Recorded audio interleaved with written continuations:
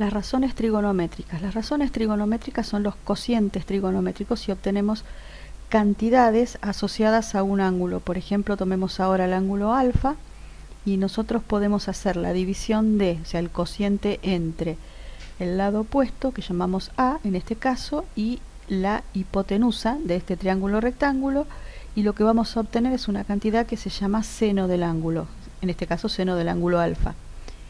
Como nosotros podemos hacer eso con cualquier triángulo rectángulo que tenga ese ángulo alfa, resulta que si lo hacemos por ejemplo con este que dibujé, vamos a tener una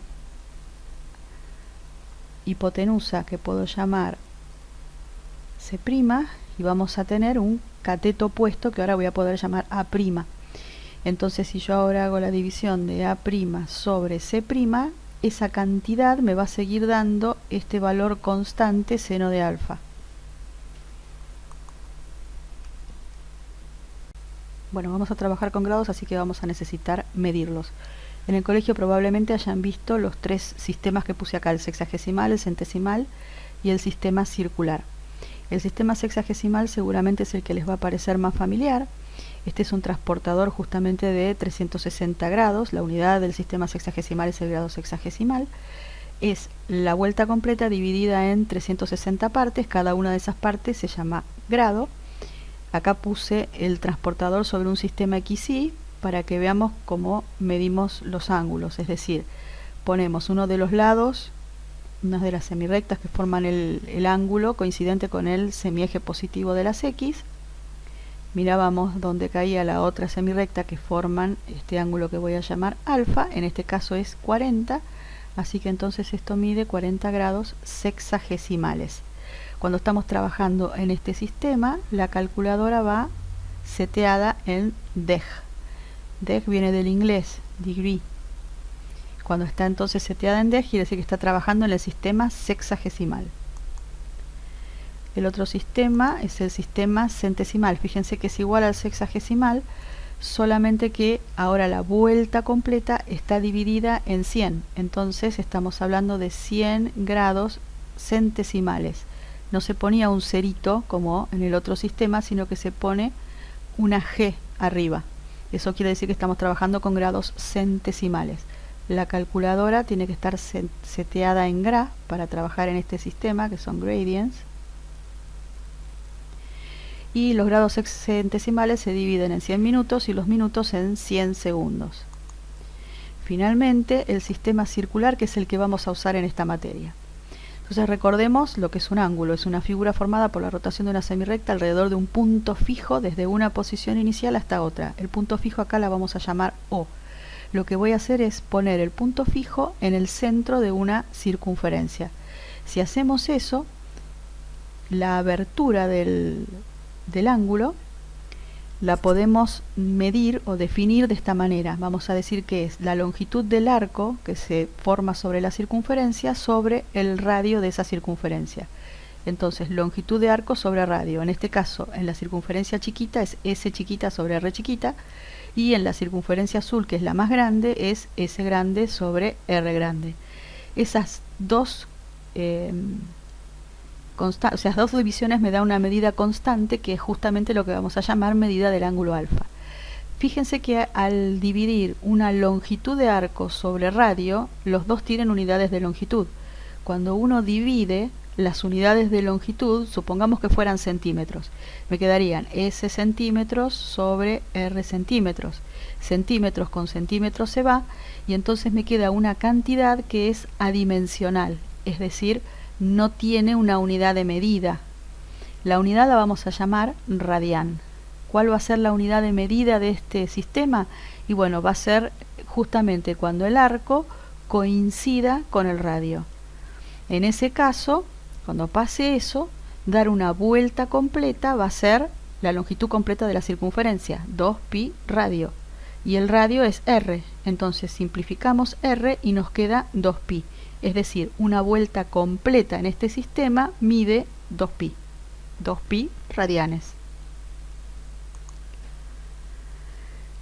En base a eso, uno puede setear distintos arcos. Por ejemplo, Sabemos que la vuelta completa es 2pi, entonces la media vuelta va a ser pi.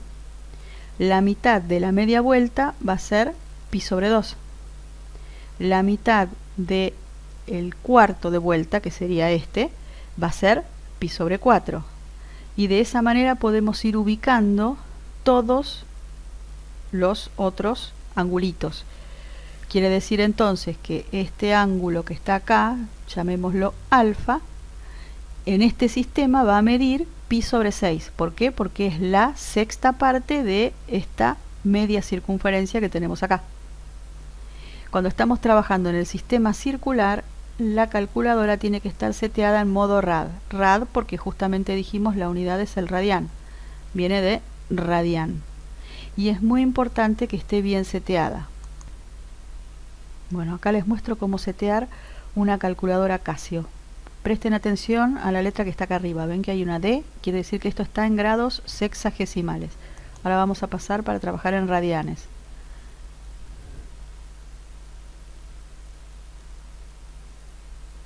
Listo, ahí está en radianes. ¿Ven que ahora hay una R acá arriba?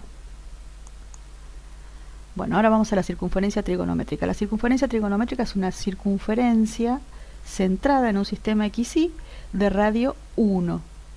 Lo que vamos a hacer es siempre medir ángulos sobre esta circunferencia. Es decir, ¿se acuerdan que habíamos dicho que no dependía de la circunferencia el tamaño del ángulo alfa? Bueno, en particular cuando uno toma la circunferencia de radio 1, si yo quiero medir cuánto mide ese alfa, alfa, ¿se acuerdan que se medía como el tamaño del arco, que en este caso es t, sobre el radio, que en este caso como es la circunferencia de radio 1, el radio mide 1. O sea que entonces alfa es justamente la longitud del arco t. Coincide la medida con la longitud del arco t. Esa es una de las ventajas de usar este sistema. Vamos a siempre, cuando medimos ángulos sobre este sistema, tenemos que tener, supongamos que mi ángulo es este que estoy poniendo acá, lo que tengo que hacer es poner uno de los lados sobre el semieje positivo de las X y ver cuál es el arco que me determina el ángulo. Como voy a estudiar el arco sobre la circunferencia y todos los arcos se van a medir siempre a partir de este punto, que es el punto, ahora que estoy en un plano XY, ya sé que este es el punto 1, 0. Siempre voy a medir a partir del punto 1, 0. Entonces voy a necesitar el punto terminación de ese arco que coincide con el ángulo subtendido alfa. Entonces voy a decir, ese punto lo voy a llamar P, y siempre P es lo que me va a marcar cuál es el ángulo con el cual yo estoy trabajando.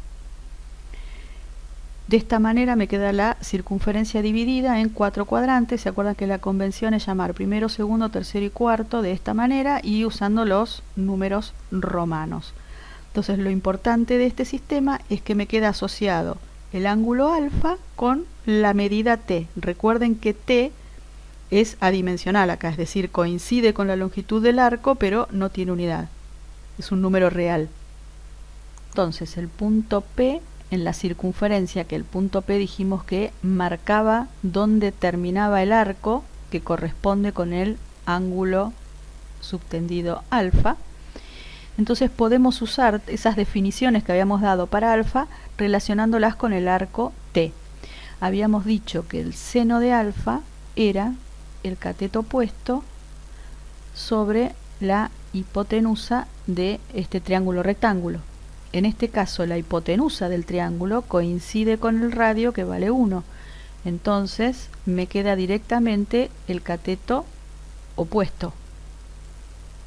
Quiere decir entonces que el seno de alfa es el cateto opuesto del ángulo, justamente el que está marcado acá en verde. Entonces el seno, y ahora vamos a decir directamente el seno del arco T, el seno del arco T coincide con la coordenada I del punto P. ¿Qué pasa si ahora calculamos el coseno de alfa? Habíamos dicho que era el cateto adyacente sobre la hipotenusa. La hipotenusa vale 1 porque estamos hablando del mismo triángulo, o sea que directamente el cateto adyacente coincide con el coseno del ángulo. Como dijimos que el ángulo y el arco es lo mismo, vamos a decir entonces que estamos trabajando con el coseno de t. y que el coseno de t es la coordenada x del punto P, que es este cateto adyacente que está acá. Por lo tanto, las dos coordenadas del punto P, que está como si fuera una pulsera la circunferencia de radio 1, esto es una perlita que está engarzada y que va dando vueltas en la pulserita. Ese punto P siempre tiene coordenadas que son el coseno de t y el seno de t. Esa es la coordenada x del punto P y esta es la coordenada y del punto P. Ahora, como estas coordenadas son siempre catetos de un triángulo rectángulo, resulta que se cumple la relación de Pitágoras. Es decir, el seno cuadrado más el coseno cuadrado me va a dar 1. Fíjense que por notación el seno cuadrado de t quiere decir seno de t todo al cuadrado, ¿sí? Esa era la notación. Y lo mismo para el coseno. Así que entonces es el cuadrado de un cateto más el cuadrado del otro cateto me va a dar el cuadrado de la hipotenusa, que en este caso, como es 1 al cuadrado, vale 1. Bueno, y entonces, si uno va cambiando la posición del punto P, lo que va obteniendo son distintos valores de seno y coseno. Entonces vamos a ir buscando algunos valores sencillos de seno y coseno para distintos puntos P. Al buscar distintos puntos P, distintas posiciones del punto P, lo que vamos a estar marcando es distintos arcos. Por ejemplo, cuando el arco vale 0, acuérdense que siempre arrancamos a medir los arcos desde el semieje positivo de las X, y si t vale 0 quiere decir que el punto P no se movió del inicio, por lo tanto está en este lugar. Como esta era una circunferencia de radio 1, este punto que está acá tiene coordenadas 1, 0. Como las coordenadas de P son siempre el coseno es la coordenada X y el seno es la coordenada Y, resulta que el coseno de 0 vale 1 y el seno de 0 vale 0. Si hacemos lo mismo ahora con el punto P puesto en este lugar, fíjense que el arco asociado ahora es pi sobre 2. ¿Por qué? Porque esta es una circunferencia de radio 1. La circunferencia completa mide 2pi. La media circunferencia mide pi. Entonces, la mitad de la media circunferencia es pi sobre 2, que es lo que mide este arco de acá. Y entonces, el coseno de pi sobre 2 va a ser la coordenada x del punto, que es 0. Y el seno de pi sobre 2 va a dar 1. ¿Qué va a pasar ahora cuando seguimos avanzando? Bueno, resulta que el arco ahora es pi, llegué a la media vuelta, ese es el arco. En este caso el punto P está en esta posición donde la coordenada x es menos 1 y la coordenada y vale 0. Entonces el coseno de pi es menos 1 y el seno de pi vale 0. Si damos un cuarto de vuelta más, tenemos esta posición. ¿Esta posición qué arco representa? Representa el arco 3 medios de pi. ¿Por qué? Porque es la media circunferencia más, recuerden ustedes que el cuarto de circunferencia dijimos que era pi sobre 2. Entonces llegar hasta este punto es haber avanzado pi más pi sobre 2. Puedo sacar factor común pi y me queda 1 más 1 medio. Y 1 más 1 medio es 3 medios de pi. Entonces, perdón, es 3 medios. Entonces me queda pi por 3 medios, que eso es 3 medios de pi. Llegamos entonces a esta posición del punto P y las coordenadas en este lugar son 0 menos 1. 0 para x menos 1 para y. Como la coordenada y es el 0, resulta que el seno de 3 medios es menos 1. Y como la coordenada x es el coseno, resulta que el coseno de 3 medios es 0. ¿Y qué va a pasar si avanzamos un cuarto de vuelta más? Bueno, si avanzamos un cuarto de vuelta más, vamos a llegar a la misma posición que teníamos al principio. Y entonces nuevamente vamos a repetir. El coseno de 0 nos va a dar lo mismo que el coseno de 2pi y el seno de 0 nos va a dar lo mismo que el seno de 2pi, porque la posición del punto P es exactamente las mismas, así que las coordenadas van a ser las mismas. Y esta situación se va a repetir cada vez que yo avance o retroceda una cantidad 2pi, porque cada vez que, por ejemplo, pensemos en el avance, cada vez que yo doy 2pi llego al mismo lugar. Si avanzo otros 2pi voy a llegar al mismo lugar, y así va a pasar siempre. Es decir, si yo ahora calculo el coseno de 4pi, voy a llegar al mismo lugar que tenía con el coseno de 2pi, al mismo lugar que tenía con el coseno de 0. Es decir, voy a llegar exactamente a los mismos valores que tenía en la primera vuelta.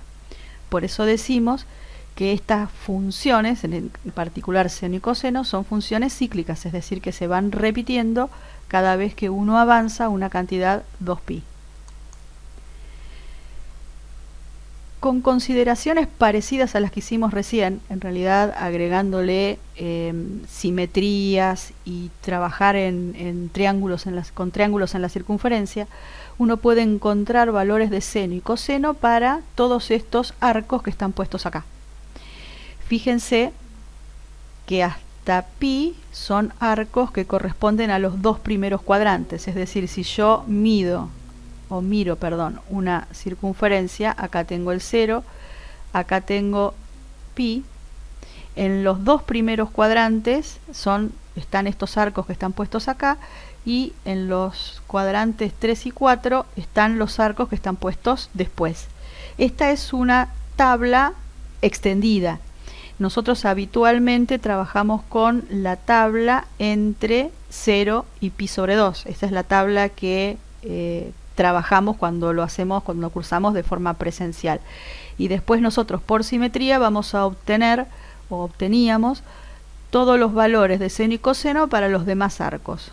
Bueno, como ahora estamos cursando de una manera especial, lo que hago es darles la tabla completa, es decir, para todos los valores en toda la primera vuelta de seno y coseno. Todos estos valores están dentro de la calculadora, pero recuerden que para obtenerlos la calculadora tiene que estar en modo RAD. Si la calculadora no está en modo RAD, no les va a devolver estos valores. La calculadora, por ejemplo, si yo calculo el seno de pi sobre 4, lo más probable es que no me diga raíz de 2 sobre 2. ¿Pero qué me va a decir? Me va a decir el equivalente decimal de este número irracional. Me va a decir 0,707 más o menos, aproximadamente ese va a ser el valor. Bueno, en este curso vamos a estudiar solamente las funciones seno y coseno, las funciones trigonométricas seno y coseno. Bueno, ¿cómo las vamos a definir? ¿Cómo las vamos a armar? Bueno, vamos a hacer una función que vaya o que relacione cada arco con el valor de seno correspondiente. Fíjense que los arcos pueden ser números reales cualesquiera, porque volvamos a la circunferencia. La circunferencia tenía acá, sobre la circunferencia nosotros marcábamos los arcos, ¿verdad? Bueno, como podemos dar todas las vueltas que querramos en el sentido positivo, la posición, el lugar donde puede estar el punto P es cualquier lugar dentro de la circunferencia, y eso me va a dar infinitos arcos que yo puedo marcar sobre esta circunferencia, justamente todos con valores reales y positivos. ¿Qué pasa cuando giro para el lado contrario? Bueno, voy a obtener también cualquier número que se me ocurra, siempre dando vueltas alrededor de esta circunferencia, pero esta vez negativos, es decir, voy a tener arcos positivos y arcos negativos y un valor de seno relacionado con ese arco. ¿Cómo está relacionado el valor de seno? Bueno, justamente con la coordenada I del punto P que habíamos hablado hoy. Ahora, como lo que yo voy a medir son valores de seno, los valores de seno siempre es la coordenada I del punto. Y el punto dijimos que estaba como engarzado en esta pulserita que tiene radio igual a 1. Entonces, al ser la coordenada I, los valores de seno van a tener que estar siempre entre menos 1 y 1. Por eso ponemos que la función va de los reales, porque el arco puede ser cualquier número real, en el menos 1, 1, es decir, la imagen de la función va a tener que ser el intervalo menos 1, 1, porque los valores de seno me quedan todos comprendidos entre el menos 1 y 1. Bueno, y una consideración similar podemos hacer para el coseno, pensando en lugar de la coordenada Y en la coordenada X, y es todo análogo. Bueno, vamos a tratar de hacer ahora la gráfica, el gráfico de la función seno. Para eso tomamos la tabla que habíamos visto antes y lo que hacemos es ir dibujando los distintos puntos que nos da la tabla. Estos son los valores de seno que están acá en la fila blanca y arriba los valores de arco que están en azul. Es decir, estos son los valores de arco, los valores de t, y estos de abajo son los valores del seno. y lo que hacemos es llevar cada uno de estos puntos de la circunferencia, que en realidad son los puntos de la tabla, llevarlos a un gráfico XY, donde voy a graficar la función que yo quiero, es decir, voy a poner el arco en el eje X y el seno en el eje Y, porque acuérdense siempre cuando uno grafica una función, la variable independiente va sobre el eje X y la variable dependiente va sobre el eje Y. En este caso, el seno depende del valor de arco que yo tenga. Entonces va a ir el arco sobre el eje X y el seno sobre el eje Y. Bueno, y voy poniendo los distintos puntos. Por ejemplo, el primero es el 0, 0. 0 para t, 0 para el seno. 0 para t, 0 para el seno, que correspondería a este punto de la circunferencia. Ahora avanzamos pi sobre 6. Cuando avanzo pi sobre 6, la tabla me dice que el valor de seno es 1/2. Entonces, vengo a mi gráfico de función y pongo para pi sobre 6 el valor 1/2 de y. Y eso me da un punto en el plano, que corresponde con el punto de la circunferencia que está marcado acá. Esta es la posición del punto P del cual hablábamos. La coordenada y del punto P es 1/2 cuando el arco que le corresponde es pi sobre 6. Lo mismo podemos hacer para pi sobre 4. Nada más que ahora es más fácil de ver porque dijimos pi sobre 4 es la mitad de pi sobre 2, ¿verdad? Si yo a pi sobre 2 lo divido por la mitad me da pi sobre 4. ¿Está bien? Entonces este arco que está acá, este que empieza en 0, siempre todos empiezan en el mismo lugar, y termina en pi sobre 4, justamente en el punto P que está acá, es el arco pi sobre 4, o sea, acá es t igual pi sobre 4. Bueno, y entonces dibujamos o graficamos pi sobre 4 y su correspondiente valor de seno, y nos da raíz de 2 sobre 2, que dijimos hoy es más o menos 0,7. Bueno, seguimos para raíz de 3 sobre 2, es decir, ahora el que sigue es pi sobre 3 y raíz de 3 sobre 2. Pi sobre 3 el arco, raíz de 3 sobre 2 el valor del seno. Correspondería a este valor en la circunferencia, o sea, a esta posición del punto P en la circunferencia. Seguimos, llegamos a pi sobre 2, 2 tercios de pi, 3 cuartos, 5 sextos, pi, 7 sextos, 5 cuartos. Vamos poniendo los distintos valores, 3 medios de pi, 5 tercios, 7 cuartos, 11 sextos, y llegamos a 2pi, dimos la vuelta completa. Fíjense que cuando dimos la vuelta completa, llegamos otra vez a la posición inicial.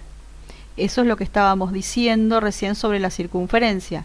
Entonces, todos los puntos que yo podría poner después van a repetir las posiciones de los puntos anteriores. Nosotros acá marcamos solamente algunos puntos de estos ángulos que llamamos los ángulos característicos, que sería el equivalente en el sistema sexagesimal a hablar de los ángulos de 30 grados, de 45 grados, 60 grados.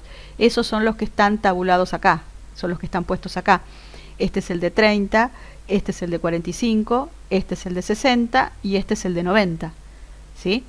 Y bueno, y después de ahí, siguiendo con los correspondientes simétricos en la circunferencia para los demás cuadrantes. Y esos son los que están puestos en este gráfico, pero hemos puesto solamente algunos, repito, solamente los que estaban en la tabla. ¿Qué pasa si yo pongo todos? Bueno, si pongo todos, pasa lo que se va a mostrar acá en esta animación. Van a ver cómo va a ir cambiando de posición el punto P, y a medida que cambia de posición el punto P, se van a ir marcando los distintos puntos del gráfico de la función.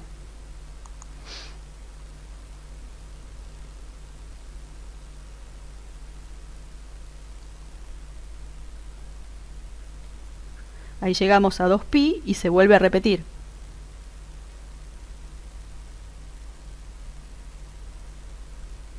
¿Ven? Llegamos a 4pi y fíjense que acá en 4pi volvimos a hacer una onda completa, es decir, esta onda es exactamente igual a esta onda que está acá.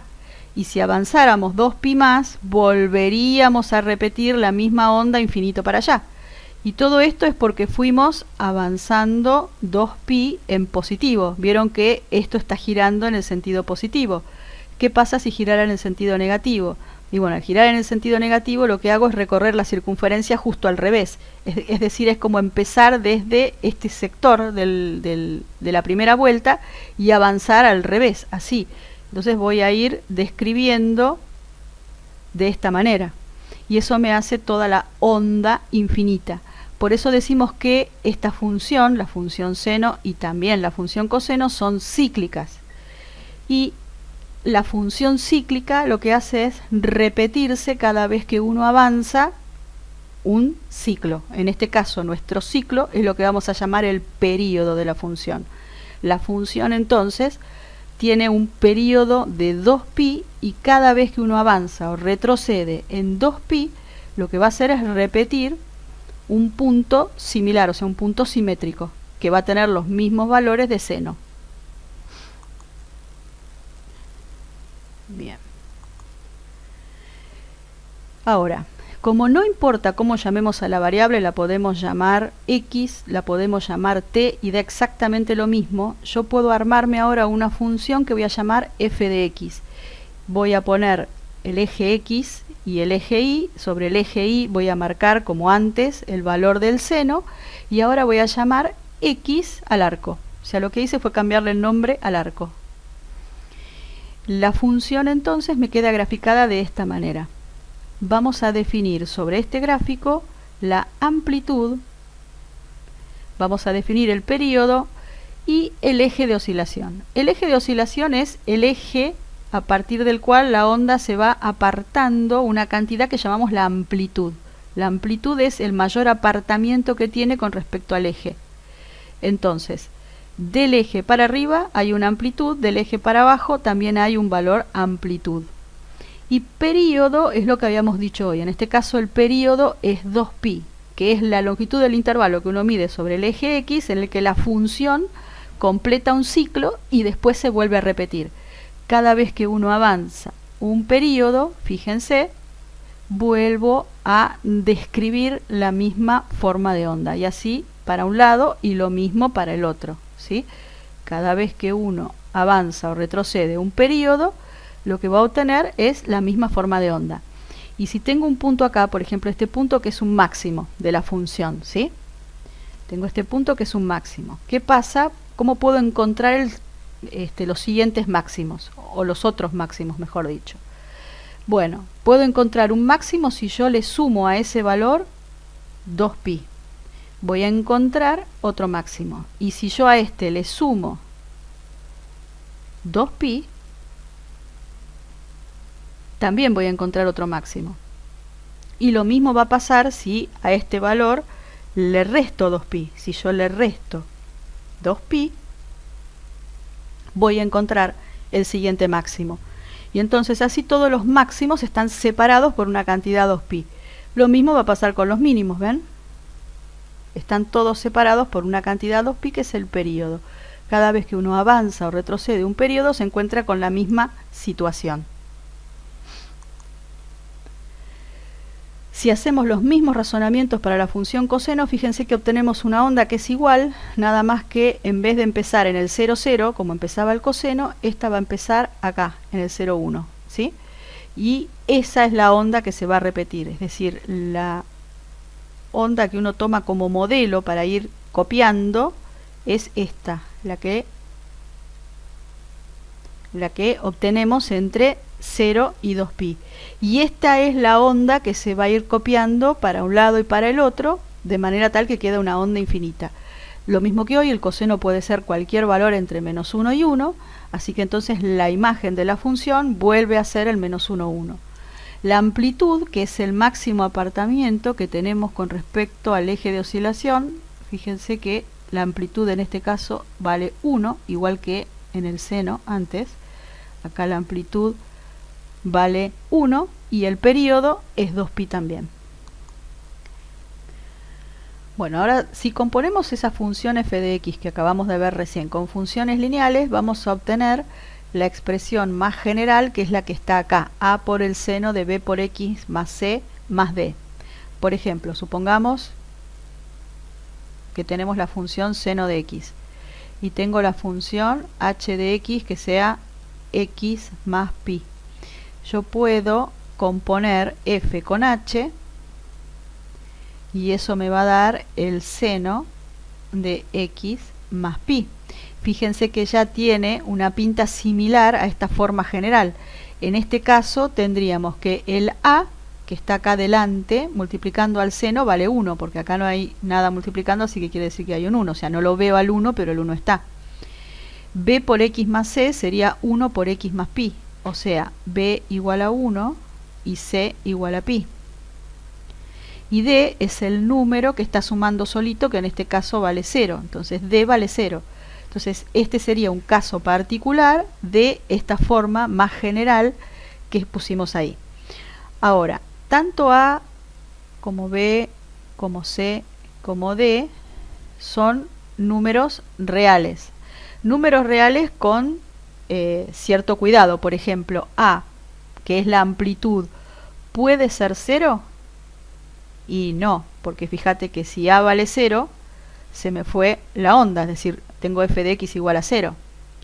¿Qué pasa si b vale 0? Si b vale 0, se me va la variable, y entonces, ¿qué me quedó? F de x igual a una constante. Así que también se me fue la onda, o sea, b no puede valer 0. C y d sí pueden valer 0 porque no afecta a la existencia de la onda. Ahora vamos a ver entonces en un gráfico cómo afectan cada una de estas constantes, cada uno de estos parámetros a la función seno.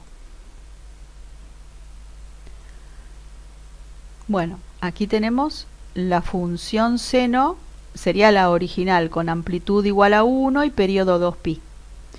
¿Qué sucede cuando vamos cambiando el valor de a, que es el número que multiplica delante del seno? Fíjense, a medida que a se hace más grande, ¿qué es lo que sucede?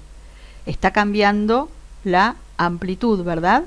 Yo acá tengo el eje de oscilación coincide con el eje x, y a medida que voy aumentando el valor de a, aumenta la amplitud.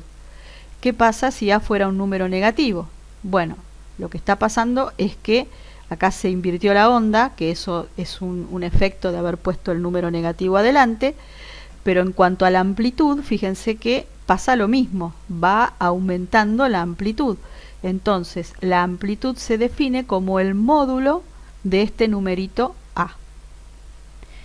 ¿Qué va a pasar con el período de la función? Bueno, el periodo de la función tiene que ver con el valor de b. ¿Qué pasa si ponemos, a ver, vamos a poner a igual a 1 para volver a ver la onda? Fíjense lo que decíamos hoy, ¿no? Si pongo b igual a 0, ¿qué pasa? Perdí la onda. Vamos a poner entonces ahora b igual a 2. ¿Qué pasó ahora con respecto a b igual a 1? ¿Ven? Acá una onda completa la hacía en 2pi. Si yo ahora pongo b igual a 2, una onda completa la está haciendo en pi, en la mitad de tiempo. Es decir, a medida que aumenta el valor de b, lo que va a suceder es que 2pi sobre b es el período. O sea, se va a ir achicando el período. Fíjense lo que decíamos, si b vale 0, perdí la onda de nuevo.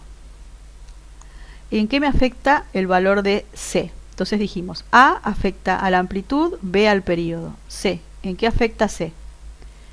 Fíjense que lo que hace es hacer mover la onda, no afecta ni amplitud ni período, simplemente la hace desplazar horizontalmente, cambia lo que se llama la fase inicial. ¿Qué sucede con el valor de d? Bueno, el valor de d, ¿ven? Sube o baja la función. Al subir o bajar la función, lo que va a hacer el valor de d es cambiar el eje de oscilación. O sea, este valor de d cambia el eje de oscilación.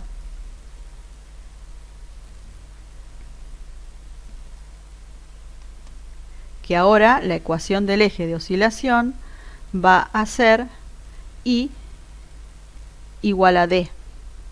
Por ejemplo, cuando ponemos d igual a 1, ven que sube un lugar, d igual a 2 sube un lugar, y entonces automáticamente el eje de oscilación ahora quedó acá.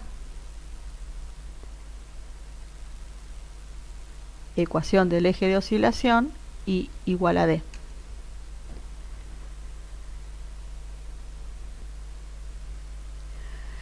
Y lo mismo va a suceder con la función g, o sea, exactamente lo mismo.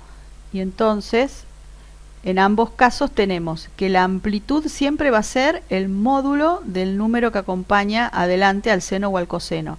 El período lo vamos a calcular como 2pi sobre el módulo de b, ya hablamos de que b no puede ser 0, así que va a estar bien definido, y que i igual a d va a ser el eje de oscilación. Bueno, vamos a resolver el primer ejercicio. Me dan una función que es menos 3 seno de 2x más pi más 1 y me piden amplitud, periodo e imagen de la función. Bueno, lo que tenemos que recordar son las definiciones que dimos recién. Cómo calcular la amplitud, el periodo y el eje de oscilación. En este caso, fíjense que a es menos 3. Vamos a marcarlo. Este es el a, 2 es el b, esto es c y esto es d.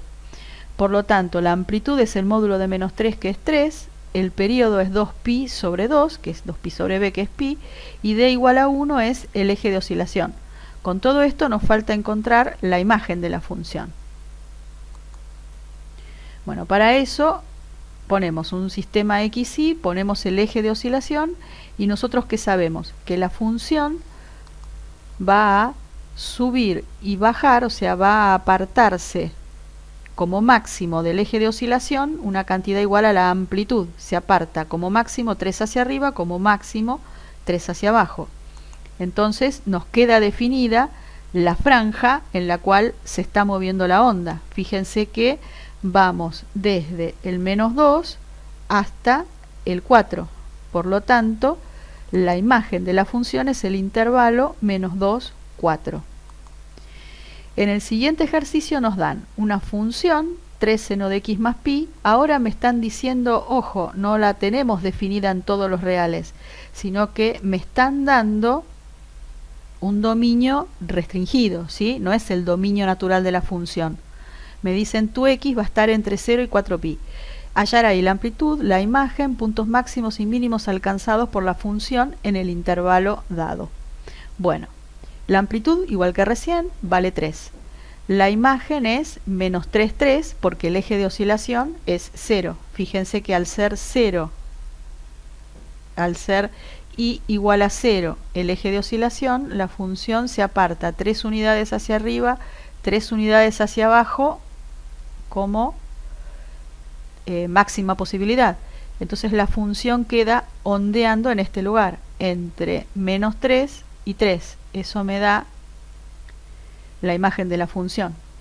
Entonces, en estos valores, en 3, por ejemplo, por acá, van a estar los máximos de la función. Acá van a estar los máximos de la función. Supongamos que esos puntos máximos tienen coordenadas x máximo y máximo. ¿Qué es lo que sabemos? Bueno, lo que sabemos es que la coordenada x no la conocemos, pero la coordenada y sí la conocemos. La coordenada y vale 3, porque 3 es el mayor número, o sea, el mayor valor alcanzado por la función. Si yo tengo la función f así, el mayor valor que alcanza la función es 3. Por lo tanto, el i del máximo va a tener que ser 3. Si ahora me fijo en la zona de los puntos mínimos, o sea, todos los mínimos de la función me van a caer acá. Entonces los puntos mínimos van a tener coordenadas x mínimo, esto no lo conozco, pero el i del mínimo sí lo conozco, porque es el menor valor alcanzado por la función, y ese es menos 3. Entonces, conozco la imagen, y si conozco la imagen, siempre el primer valor es el más bajo, o sea, va a ser el i del mínimo. Y el segundo valor es el más alto, así que entonces va a ser el i del máximo. Bueno, y ahora buscamos los x del máximo. Veamos cómo calcular. Primero tengo que tener en cuenta que la fórmula de la función era 3 por el seno de x más pi. Yo ahora voy a calcular f en x máximo. Voy a calcular f en x máximo porque eso me va a dar y máximo, que es el dato que tengo, para poder usar mi dato. Entonces f en x máximo es 3 por el seno de x máximo más pi. y del máximo, entonces va a ser 3 por el seno de x máximo más pi. Y del máximo vale 3, lo demás queda igual. Paso el 3 dividiendo, me queda 1 igual a seno de x máximo más pi. Y de acá tenemos que despejar x máximo. O sea, esta es mi pregunta, ¿cuánto vale? Fíjense que esto es lo que se llama una ecuación trigonométrica. Vamos a ver cómo la resolvemos. Lo que vamos a tener que hacer es, digamos, de alguna manera tratar de usar la tabla que es la referencia que tenemos. Entonces la tabla está hecha para valores de seno de t. Entonces lo primero que voy a hacer es llamar a todo el argumento se llama lo que está dentro de la función seno, lo voy a llamar t. Y entonces todo se reduce a tener que resolver 1 igual a seno de t. Me voy a la tabla. Me fijo acá cuál es el arco que tiene seno igual a 1 y veo acá que es pi sobre 2. Entonces ya tengo el valor de arco, pi sobre 2. Entonces digo, bueno, pi sobre 2 va a ser una de las soluciones. Pero acuérdense que esta función es periódica. Entonces es pi sobre 2 más k por 2pi para escribir todas. Y acá pusimos k en z. Recuerden que z es el conjunto de los números enteros. Entonces lo que estoy diciendo es que t vale pi sobre 2 más un número entero de vueltas. Es decir, si yo no doy una vuelta completa, no voy a caer exactamente en el mismo lugar de la onda. ¿Está? Si yo doy media vuelta, no voy a caer exactamente en la misma posición. Tengo que dar una vuelta entera. Por eso son números enteros. Y vueltas positivas o vueltas negativas. Bueno, entonces ya tenemos el valor de t, pero nosotros no queríamos encontrar t, queríamos encontrar x. Entonces decíamos, bueno, x máximo más pi, esto que nosotros dijimos que era t, vale el valor de t, pi sobre 2 más k por 2pi. Entonces despejamos de acá x máximo y acá tenemos la posición de todos los máximos, ¿ven? Menos pi sobre 2 más k por 2pi con k en z. Ahora, estos que están acá son todos los máximos, todos. Y yo no quiero todos los máximos de la función, todos con S. Todos los máximos de la función. O sea, esto es con x del máximo en R. Pero nosotros estamos trabajando con dominio de la función igual intervalo 0, 4pi. Entonces tenemos que ver cuáles de las soluciones que están acá entran dentro del intervalo 0, 4pi. Varias maneras hay de hacer esto. La manera que vamos a sugerir es la de usar una tablita. Vamos a hacer una tablita de valores. Le vamos a dar valores acá y de ahí vamos a sacar los x máximos, ¿sí? O sea, lo que está puesto acá son los valores de x máximo. Si k vale 0, el x máximo va a ser menos pi sobre 2 más 0 por 2pi. O sea, me queda menos pi sobre 2. Si k igual a 1, es menos pi sobre 2 más 1 por 2pi, que eso es más 2pi. Si hacemos la cuenta, da 3 medios de pi. Con k igual a 2 nos da 7 medios de pi. Con k igual a 3 nos da 11 medios de pi. Bueno, ahora tenemos que ver si todos estos caen dentro del intervalo 0, 4pi. Yo acá ya me doy cuenta que si mi intervalo empieza en 0 y termina en 4pi, menos pi sobre 2 quedó afuera porque es negativo. Van a ver que también queda afuera 11 medios de pi. ¿Cómo hago para darme cuenta? ¿Cómo hago para comparar con esto? Bueno, fíjense. Si yo tengo el intervalo 0, 4pi, ven que la cuenta me va quedando siempre con medios. 3 medios, 7 medios, menos pi sobre 2, que es menos 1 medio de pi, 11 medios de pi. O sea, me conviene tener escrito el dominio de la función en mitades, en medios, en múltiplos de pi sobre 2. Entonces yo digo, bueno, a ver, el 0 lo dejo como 0 y el 4, en vez de escribirlo como 4, lo escribo como 8 medios de pi. Ven que es lo mismo, porque 4 es 8 medios. Pero al tenerlo escrito de esta manera ya me permite darme cuenta fácil si el número que obtuve está o no dentro del intervalo. 3 medios de pi está entre 0 y 8 medios de pi, sí. 7 medios de pi está entre 0 y 8 medios de pi, sí.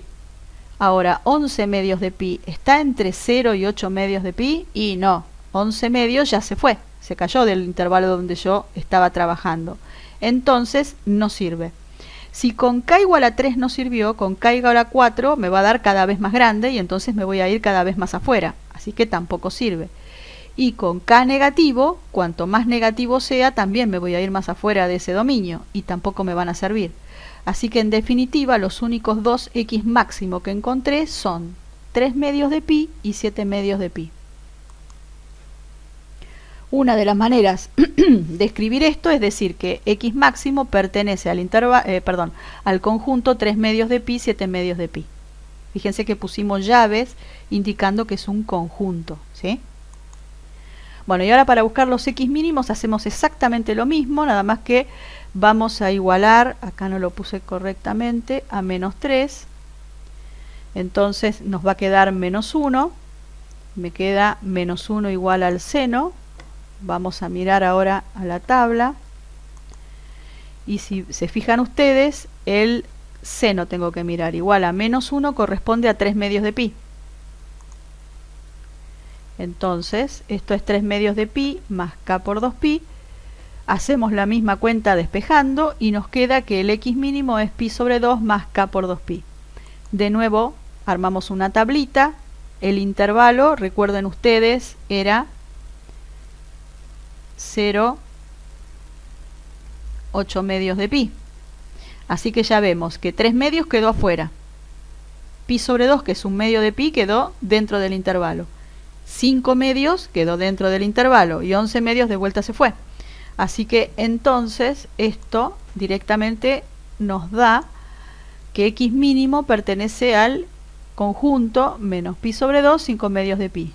Uno puede escribirlo así, o recuerden que también podemos escribir x mínimo es igual a pi sobre 2 o x mínimo es igual a 5 medios de pi. Bueno, y acá les puse un gráfico. Fíjense, esta era la función 3 seno de x más pi. Nosotros obtuvimos, estamos trabajando dentro del intervalo 0, 4 pi.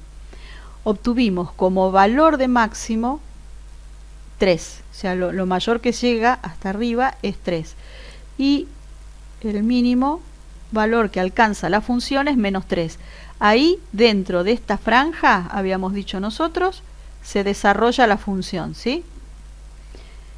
Fíjense que cuando uno tiene la imagen, automáticamente tiene lo que decíamos hoy, cuando decíamos que la imagen de la función es el intervalo menos 3, 3, automáticamente tenemos la coordenada y de los mínimos, que es menos 3, y la coordenada y de los máximos, que es 3. Obtuvimos 3 medios de pi. ¿Qué es lo que hacíamos con la tabla? Bueno, lo que hacíamos con la tabla es decir, bueno, yo tengo este valor. Ahora, el siguiente lo obtengo sumando 2pi. Cuando yo sumé 2pi, llegué a 7 medios de pi. El siguiente lo voy a obtener sumando otra vez 2pi. Eso es lo que hacíamos cuando decíamos 3 medios de pi más k por 2pi. Cuando este k es un número positivo, lo que estamos haciendo es ir sumando de a 2pi.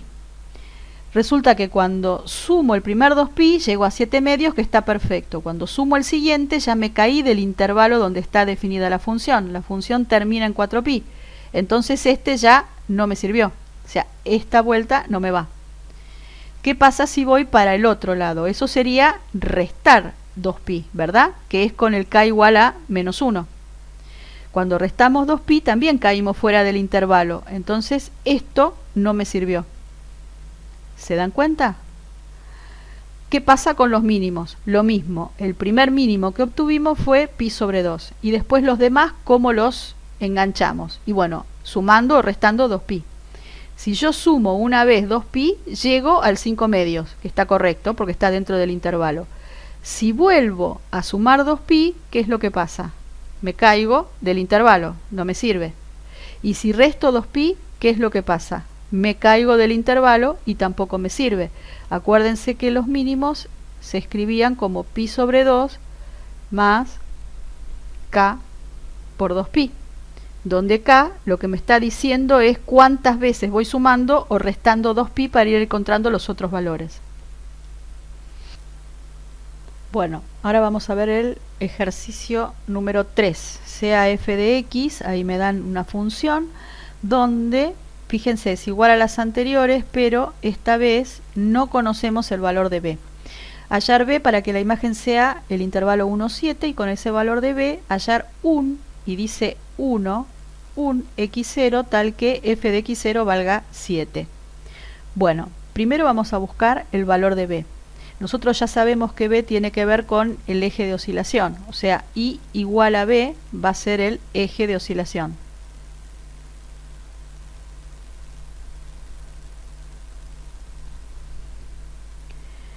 Muy bien, entonces decimos, fíjense que esta función tiene amplitud igual a módulo de menos 3, que vale 3. Además, sabemos que b más 3 y b menos 3 va a ser el valor máximo y el valor mínimo alcanzado por esta onda. Nos dicen que la imagen es el intervalo 1, 7, o sea que entonces 7 va a ser b más 3 y 1 va a ser b menos 3. Ahí es donde se va a desarrollar la onda. No tengo la menor idea de qué forma tiene, pero sé que la onda va a estar de alguna manera andando por acá. Decíamos, la amplitud es menos 3 y la imagen va a ser menos 3 más b, b más 3. Entonces eso hace que nosotros podamos armar un sistema de ecuaciones, ¿sí? Menos 3 más b vale 1 y 3 más b es igual a 7. Bueno, si despejamos de acá, resulta que b vale 4, que es justamente el punto medio entre 7 y 1. Otra manera de hacerlo es totalmente gráfica. Si yo sé que la onda va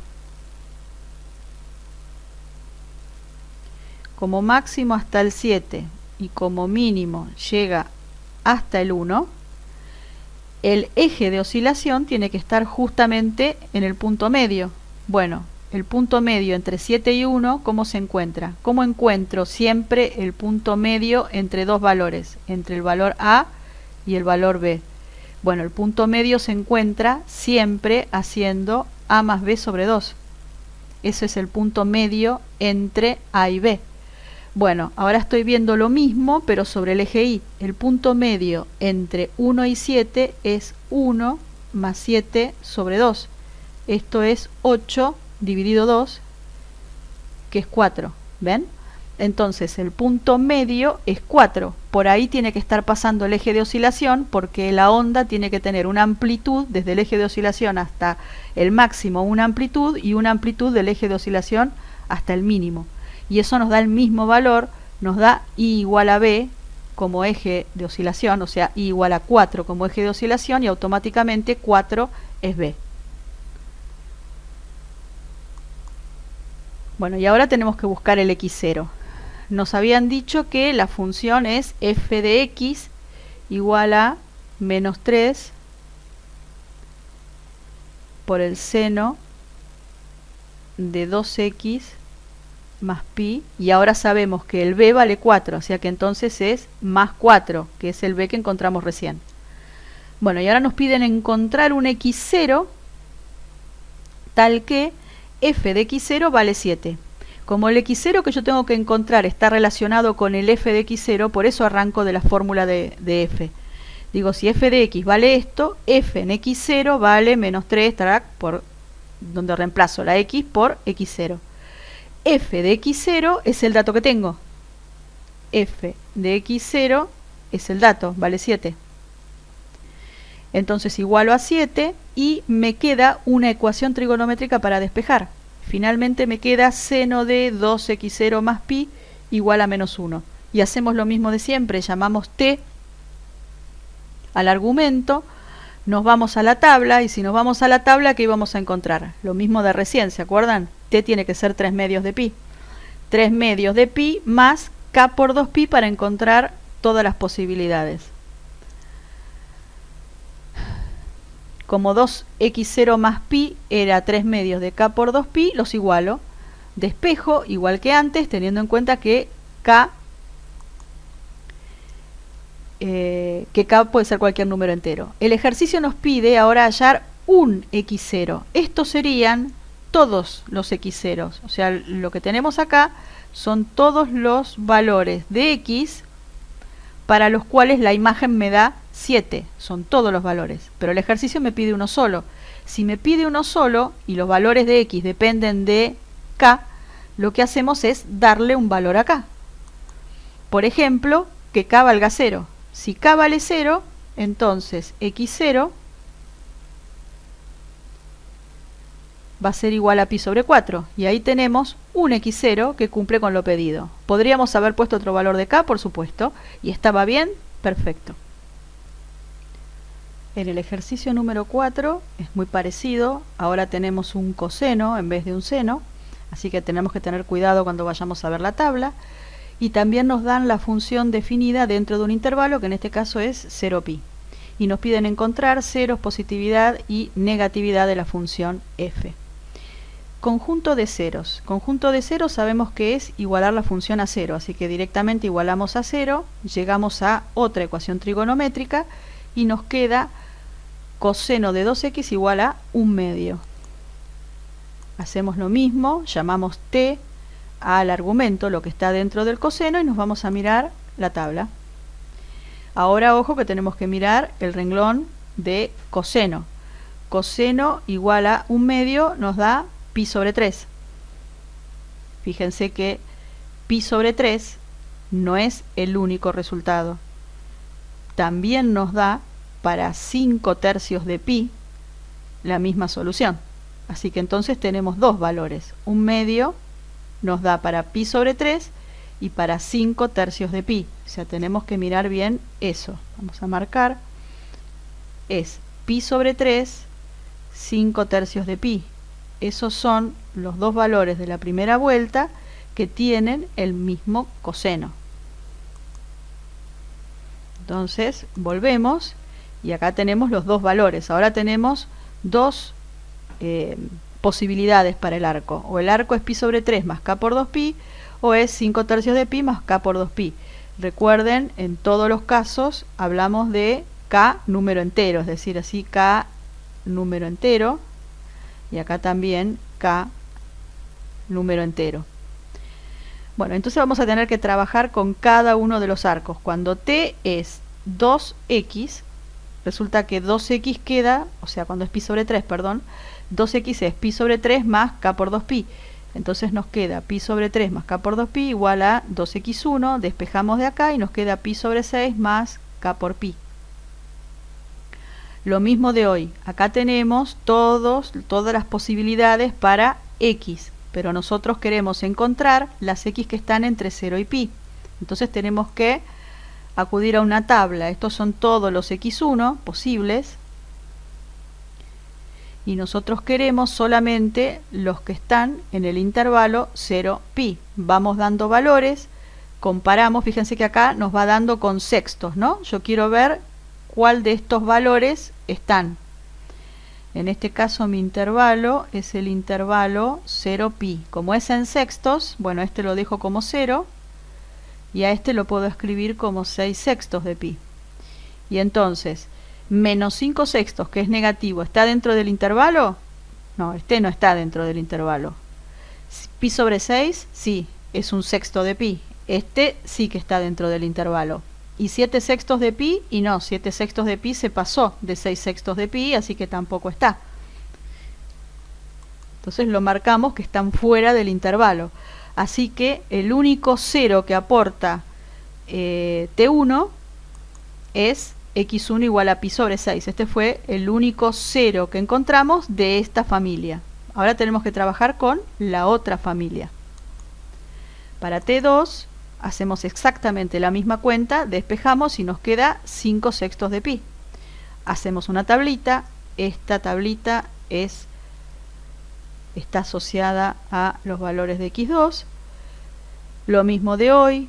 Hay que recordar que la función está definida de 0 a 6 sextos de pi. Y entonces ahí vemos que el primero no está, que el segundo está y que el último no está. Por lo tanto, fíjense, tenemos que tachar estos, nos queda solamente 5/6 de pi. Fíjense que cuando armamos la tabla nos alcanza con encontrar uno que se pase, que ya sabemos que todos los demás se van a pasar. Lo que decíamos hoy, ¿no? Si yo pongo k igual a 1, es decir, voy sumando 2pi y ya me pasé, si sumo con k igual a 2, que sería sumar 4pi, me voy a pasar más. Y lo mismo con el menos 1, o sea, si ya nos pasamos con estos valores, con valores más grandes en este caso y más grandes en módulo en el otro, o sea, con menos 2, menos 3, nos vamos a pasar más. Por eso es que no los consideramos. Entonces tenemos x2 igual a 5/6 de pi. Así que ahí tenemos el conjunto de ceros. El conjunto de ceros va a estar formado por el 5/6 y un sexto de pi. Bueno, y ahora tenemos que encontrar C más y C menos. Para encontrar C más y C menos vamos a usar el corolario del teorema de Bolzano. ¿Por qué podemos usar el corolario del teorema de Bolzano? ¿Qué es lo que pide Bolzano para poder aplicarse? Bueno, lo que pide es la continuidad de la función. Y bueno, la función es continua en el intervalo 0pi, sencillamente porque las funciones seno y coseno, como las vemos nosotros, que es compuestas con funciones lineales, como dijimos hoy, son siempre continuas. Así que entonces no vamos a tener ningún problema. Tenemos que trabajar en el intervalo 0pi y hacemos exactamente lo mismo que hacíamos con polinomios. Ubicamos los ceros dentro del intervalo y eso nos da para analizar el intervalo 0pi sobre 6, pi sobre 6 a 5/6 de pi, 5/6 hasta pi. Armamos una tablita igual que antes, ponemos los valores de pi sobre 6 y 5/6 de pi separados, sabemos que ahí la función vale 0, estas son raíces de la función, y ahora tenemos que ver dónde es positiva y dónde es negativa. Para eso había que evaluar dentro de un punto del intervalo, ¿no? Perdón, con un punto dentro del intervalo. Por ejemplo, entre 0 y pi sobre 6, ¿qué podemos elegir? X igual a 0 porque el intervalo es cerrado. Entonces pongo x igual a 0, hago f en 0 y eso es 2 coseno de 2 por 0. Bueno, hago la cuenta. Recuerden que la calculadora tiene que estar en modo rad, si no les va a dar mal. Y bueno, la cuenta acá nos da 1 que es mayor que 0. Quiere decir entonces que acá el intervalo es positivo. ¿Qué pasa en pi sobre 6, 5/6? Bueno, acá ya se complica un poco cuál es el número que podemos elegir.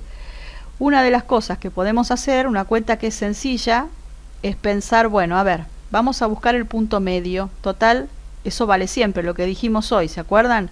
Si yo tengo dos números, A y B, el punto medio siempre lo encuentro haciendo A más B sobre 2. Bueno, acá busquemos el punto medio de estos dos. Para eso tengo que hacer pi sobre 6 más 5/6 de pi. Y esto, dividirlo por 2. Vamos a poner así. Esto me da 6/6, porque 1/6 de pi más 5/6 de pi, o sea, si quieren lo miramos así, saco pi de factor común y me queda 1/6 más 5/6 y abajo me queda sobre 2, perdón, acá puse pi, no, porque lo saqué de factor común. Ahora, 1/6 más 5/6 son 6/6, y 6/6 es 1, o sea, arriba lo que tengo es pi, y abajo 2, o sea que entonces el punto medio entre pi sobre 6 y 5/6 de pi, si yo tengo acá pi sobre 6, y acá tengo 5/6 de pi, el punto que me queda justo por la mitad es pi sobre 2. Entonces elijo pi sobre 2, justo el punto medio seguro que está dentro del intervalo. Hacemos f en pi sobre 2 y para eso vamos a la calculadora y hacemos 2 por coseno de 2 por pi sobre 2 menos 1 y eso nos da menos 3 menor que 0. Después en el intervalo 5/6 de pi, puedo elegir pi porque el intervalo es cerrado en pi. Entonces hacemos f, bueno acá puse f en 0, no es f en 0, es f en pi. Esperen que vamos a corregir. F en pi va a ser 2 coseno de 2 por pi menos 1. Eso nos va a dar 1 que es mayor que 0. Entonces ya sabemos que acá la función es positiva, acá es negativa y acá es positiva. Por lo tanto, tenemos que el conjunto de ceros es 5/6 de pi, pi sobre 6. El conjunto de positividad es el intervalo 0 pi sobre 6 unión 5/6 pi y el conjunto de negatividad es el intervalo pi sobre 6, 5/6 pi. Quiero que vean esto, cómo hacemos una de las cuentas. Vamos a calcular 2 por el coseno de 2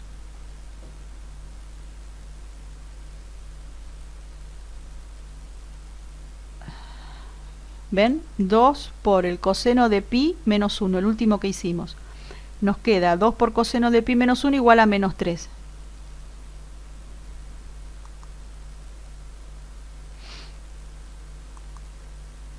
Vemos un gráfico, el gráfico es 2 coseno de 2x menos 1, o sea que es este que está acá, lo hice en GeoGebra. El intervalo de definición es el intervalo 0pi, las dos raíces que obtuvimos son estas dos, pi sobre 6 y 5/6 de pi, y nos quedó positivo, negativo, positivo. ¿Se acuerdan? Recién nos quedó positivo, negativo, positivo, que coincide totalmente con el gráfico que encontramos. Bueno, y acá se acabó.